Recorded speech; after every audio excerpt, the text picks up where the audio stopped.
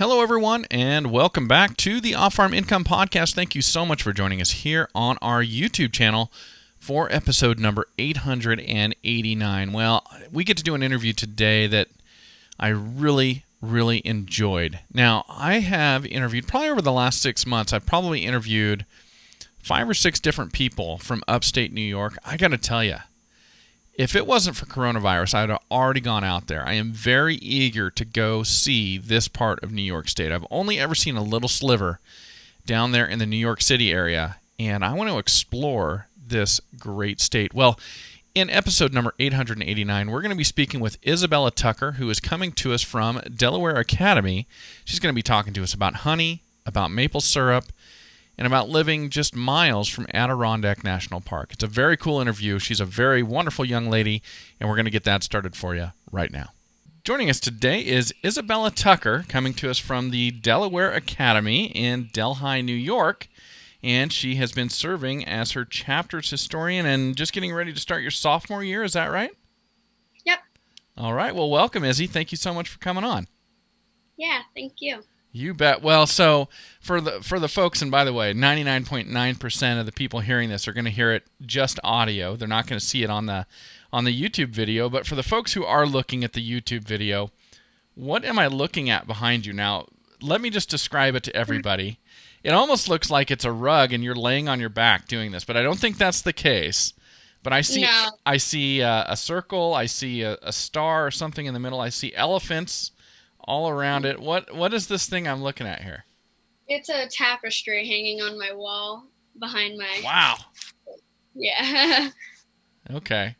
Cool. So you panned up to the top of it. I saw blue lights. You got blue lights hanging in your bedroom. Very cool. Wow, that's a big tapestry. Okay, what's the story behind this tapestry with these elephants?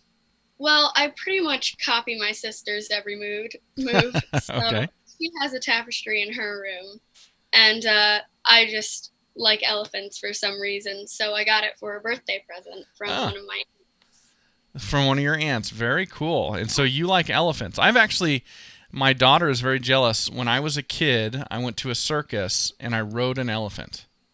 So wow. Yeah, isn't that cool? That was a thing in the late 1970s, early 1980s, I guess. But I rode an elephant. They're surprisingly hairy. You look at them, they don't look like they have any hair, but when you get on one's back, well, there's quite a bit of hair. So kind of like a pig. You look at a pig, you don't think they have any hair, but they got a bunch of hair. Yeah. So that's interesting. Well, good for you. So you got this tapestry, and so somebody somewhere makes tapestries, and they found this one for you. Yeah. Okay. They're all over, so. Well, that is the beauty of technology and Zoom. We get a little more insight into Izzy and who you are. I would have never known about this elephant thing without this, probably. Okay, yeah. Very good. Well, so you actually live in Delhi, New York, or is that just where Delaware Academy's at? We are just out of the town of Delhi. Okay, and I always ask everybody this: are you on a farm or in a town or something like in the middle of those two? We're pretty much in the middle of nowhere. We're close to a farm. We're actually on some property that my mother grew up on at her farm. Oh, so interesting. Okay. We're not on a running farm, but we're on a past used farm. Got it. So you're on a piece of ground. Okay, so let me understand this. So your mom grew up on a farm there near Delhi, yes. Is that right? Yep. And then the ground you live on now is not being farmed, but at one point in time, that was part of the active farm she grew up on. Yes. Okay. And what kind of farming is going on around you? Well, we have, my family personally has like a beekeeping, which is technically considered a farm. Uh-huh. And we have like a beef kind of company across the road from us. Oh, okay. So beef cattle across the road? Yep. Okay. Well, I'll tell you what. So I've been to New York State a number of times, but I like probably way too many people have all my time has been spent right down there in that bottom corner going through New York City or driving through, and I've never, ever explored your part of the state. Yeah. But I've seen video, I've seen photographs. I can't wait to get there someday because to me it looks like it's absolutely beautiful, and you're just what, about 30 or 40 miles north of the Adirondacks National Park? Is that right? Yep. Yeah. Wow, it seems like it must be a phenomenal place to live in. I know there's a lot of dairy around you as well, right? Yes. We're not as close to that, but I know several people in that. Gotcha. Okay. So Izzy, is this interview is coming out in September, so will you be started into your sophomore year?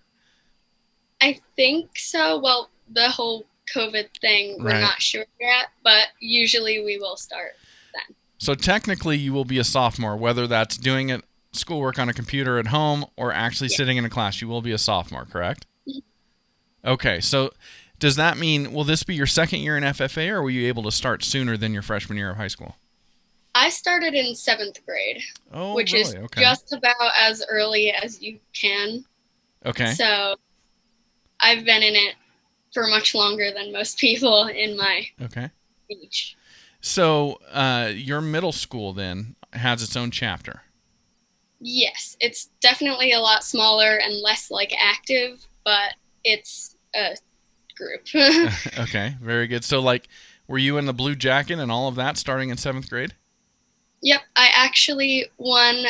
There was the essay thing where you sent an essay about what you're doing in FFA, I actually won, and they gave me a jacket of my own and a free week at Camp Oswegatchie. So. Oh, very cool. Camp Oswegatchie? Yes. Okay. What kind of camp is that? That is a summer camp, but it's got a week dedicated for FFA members. Oh, really? Very cool. Yeah. Okay. Well, good for you. Good work there. And so you've been doing that since 7th grade. What brought you in? Why did you want to join the FFA? Well, one of my friends dragged me into it because she was basically in love with it from 6th grade. So she actually was in it before me. And then our advisor and I were very close, family friends. I've known her my entire life. So she started pushing me toward it because my interests were definitely angled toward it. I just wasn't quite in it yet. And then my friend finally convinced me, and I ended up staying in it. Awesome. So who is this friend that dragged you in? Eliana Terrence. Eliana. Okay. So here you are. You're getting ready. You're beginning your 4th year of FFA. Yes. So you must like it. It must be working out. Definitely. So do you just, every morning before school, do you call Eliana and say, thank you so much, I get to go to FFA again today? Maybe not a call, but at least a text message every now and then. You acknowledge her contribution to your FFA career. Oh, very good. Well, we can all use a friend like that, can't we? Definitely. All right. Well, you mentioned your FFA advisor. Well, actually, before we do that, I want to ask you more about your school. So your high school is called Delaware Academy. Is that also the same name for your middle school? Yes. Okay. So it's a middle school, high school. So. Oh, okay. So middle school and high school are all under the same roof, essentially. Okay. And so Delaware Academy sounds different than what I'm used to out where I live in Idaho. So is there any significance to the name Delaware Academy? Is it a private school? Is it some sort of specialized agricultural school or vocational school or something like that? No, it's a public school. It's just, it's been there for much longer than I can ever really know. My parents went there. Okay. Probably some of my parents' friends. I don't know. Okay. Been there for a very long time. Well, it was interesting when I was getting ready for the interview and I saw that you went to school at Delaware Academy. I assumed this was some sort of a formalized, you'd been sent off to a boarding school in Delaware. I had no idea what we were dealing with here. No, just a public school that likes to seem fancy. Fancy, okay. Very good. All right. Well, you mentioned your FFA advisor. We always love to acknowledge them on the show. How many FFA advisors do you have? Well, I have one main and then one assistant. Who are those folks? Tina Miner James and Mark Klein. Awesome. Thank you very much for acknowledging them. And Izzy, really quick, I want to do just acknowledge a couple of our great sponsors. Everybody, of course, I want to make sure and mention Lacrosse Footwear.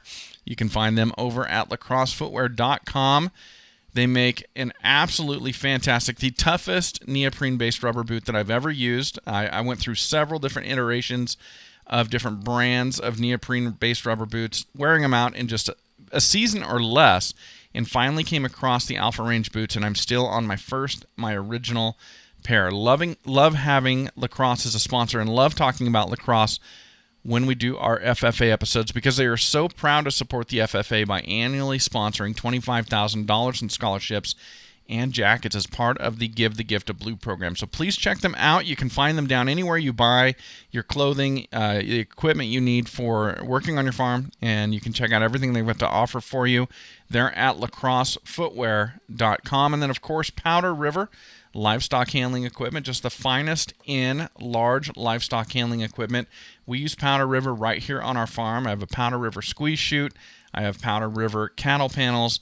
And I'll tell you what, I have wasted a lot of money on cheap cattle panels until I finally bought Powder River, and I've never had a problem with cattle getting their head through the rails, with them bending them or pressing on them ever again. They are built for cattle.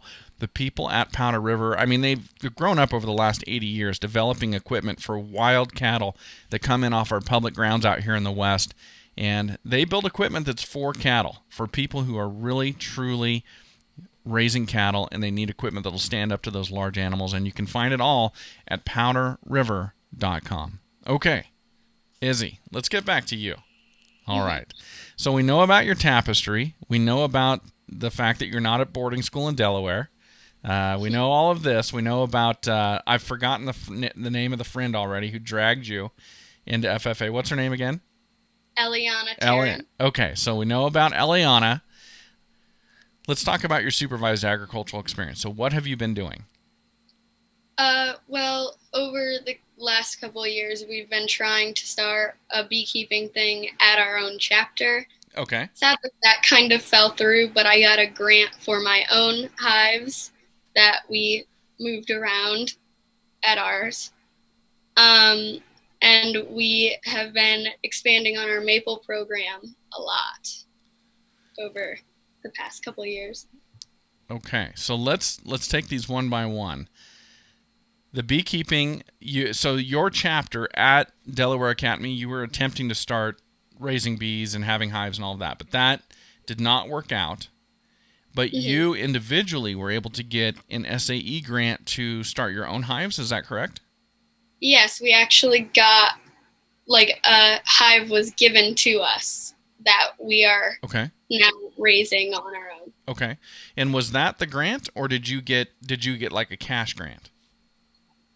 Well, what happened was it was split between me and one of the other girls in our chapter. Okay. Where we were more developed, my, actual hives and stuff were more developed. So we just took a singular hive, and the rest of it went to her to get started. Okay. And keep going. Okay, yeah. Got it. So then how long have you been raising bees there at your home? Around 3 years now. Okay. And are you selling honey, or have you grown it to that size? Yeah, I have a business called Beauhill Bees. And I've been selling at our local farmers market. We have our honey in a store near us, and we are working to try and get into another farmers market. Okay, I'm jotting all this down really quick. That's great. Okay, Beauhill Bees, that's the name of your business. So where does that name come from? Well, the farm that my mother grew up on, again, it was called Beauhill Farms. So since we're on that land, we decided we would take the name up again and go along with it. So I'm assuming that you live somewhere close to a hill that's called Beauhill? Yeah. Is that right? We're on a hill, but I think my grandparents kind of just came up with Beau and named it that because it's supposed to mean beautiful or something like that, I guess. They tried to explain it all to me. I don't know. It was a couple of years ago. So it's probably not spelled B-O-W. It's probably spelled B-E-A-U. Is that right? Yes. Oh, okay. Yep. I got to correct my notes here. Okay, Beauhill. Like you've got a bow. Okay, Beauhill Bees. Okay. Interesting. Okay, so you're doing the honey. Are you selling anything else? Are you selling like the wax or royal jelly or anything like that? We, as of now, it's just honey, but we're Hmm. working on moving toward. We actually already have the bees working on the comb that you can eat, and Uh-huh. we're thinking of expanding to chapstick, Oh, starting okay. that. Awesome. Yeah. Very cool. Okay, so what are your daily responsibilities with this bee business? Well, it kind of depends on where our hives are. Like the biggest ones that we've just actually this last weekend we had to spin out the honey and like bottle some because of how crowded they all were. Mm-hmm. But day to day, it kind of like the beginner hives. Sometimes you have to feed them a little, like put some sugar water in, Mm-hmm. and the more like self-sufficient, you just kind of make sure they're not overcrowded Mm-hmm. or every other week kind of thing, because otherwise they'll split and that just is a mess of its own. Sure. So Sure. Okay. So we have unsuccessfully raised bees on my farm. My daughter Hattie, who's a little bit younger than you, she wants to get back into it. So next spring we're going to try it again. And she liked it. But one of the things that was difficult for me, and I'm such a newbie at it, and I probably have an unjustified fear of getting stung. But was when you open up the hive and is it the trays or whatever when they're stuck together and you've got to kind of break them apart with that tool and there's bees flying all over and you're disturbing them. I could never get past that part. So that's something I'm going to have to overcome or just outsource that to my 14-year-old daughter and let her do that. Very interesting. yeah, Did you? my dad is definitely responsible for the breaking them apart kind of thing. Okay.